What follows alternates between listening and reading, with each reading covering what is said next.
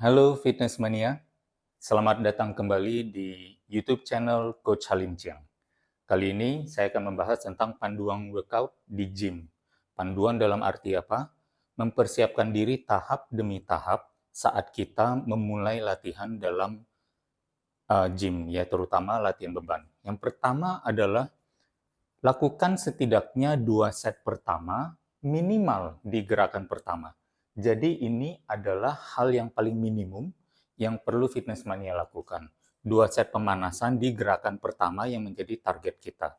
Jadi kalau misalnya kita melakukan pemanasan di bench press, ya kita lakukan setidaknya 2 set pemanasan dengan beban ringan dulu, baru kita masuk ke beban yang lebih berat atau set inti. Kalau misalnya mau 3 set boleh nggak, Coach? Boleh, karena tadi ini saya sampaikan sebagai minimalnya. Lalu bagaimana dengan gerakan kedua? Apakah masih perlu pemanasan? Boleh juga. Dapatkan satu set pemanasan untuk gerakan kedua juga tidak ada salahnya. Karena biasanya gerakan kedua mungkin jauh berbeda dari gerakan pertama, tapi masih di otot yang sama ya. Nah, untuk nomor dua adalah jumlah set inti.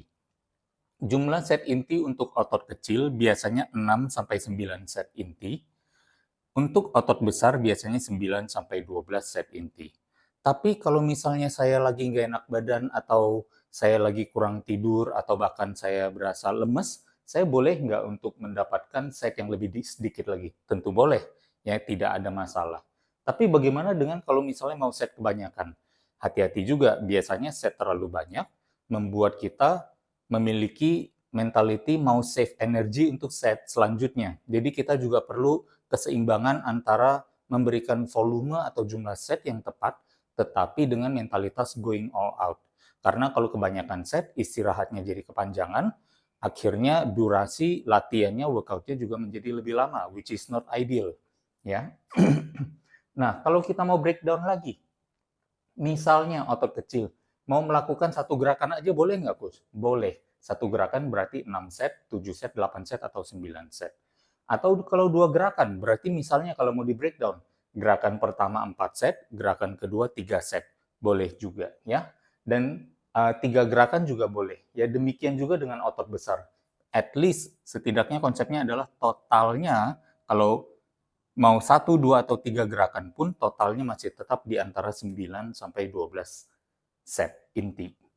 Sekarang kita ke nomor 3, repetisi set pemanasan 15-20 dengan beban yang bisa dilakukan secara nyaman. Jadi tujuan dari pemanasan, set pemanasan adalah untuk membuat kita ready menghadapi set inti.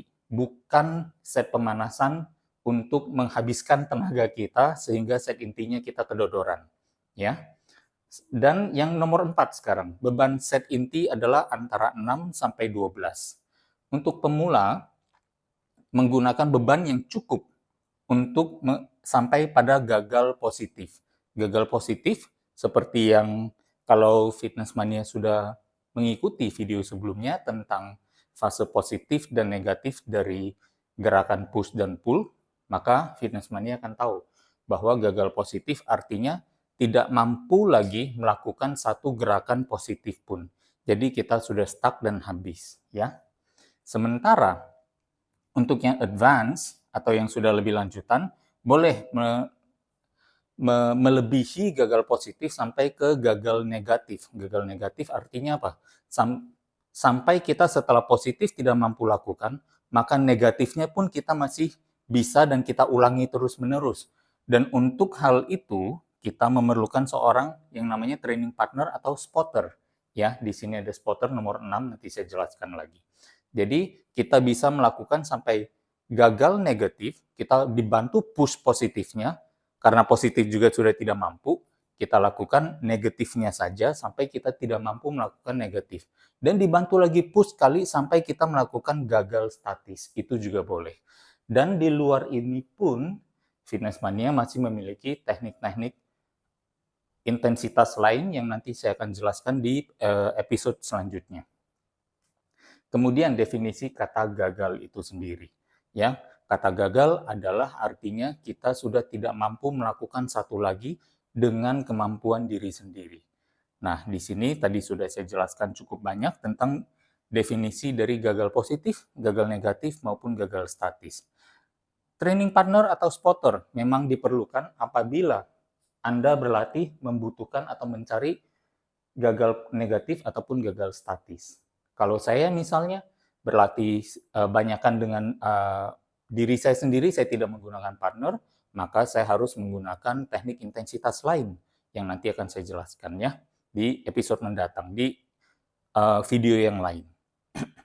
Dan yang terakhir adalah setiap repetisinya, baik di pemanasan maupun di set inti, baiknya dilakukan dengan lambat, halus, dan seimbang. Yang artinya apa? Lambat tidak dilakukan dengan cepat. Ya, jadi lambat saja dirasakan setiap sentimeternya, baik positif maupun negatifnya. Baik positif maupun negatifnya. Secara halus, yang artinya apa? Tidak menghentak, tidak melakukan kuncian pada persendian yang secara mendadak juga, ya, dan yang secara seimbang yang artinya dilakukan kanan kiri memberikan kontribusi 50% yang sama. Terkadang kita tidak menyadari, merasa bahwa mungkin bench press kita, squats kita, leg press kita atau apapun juga kita lakukan sudah dengan seimbang, tetapi begitu saya melihat dari luar atau kita melakukan video analisis, keseimbangan inilah yang selalu kita juga kurang dapatkan, ya. Jadi kalau misalnya kita bisa melakukan ketiga hal ini dalam setiap repetisi kita, maka efektivitas latihan kita juga bagus. Jadi di sini saya menggabungkan antara efektivitas atau kualitas latihan juga dengan yang namanya volume atau kuantitas latihan. Jadi secara singkat, panduan workout ini memberikan Anda guidance atau panduan untuk mendapatkan keseimbangan antara kualitas dan kuantitas.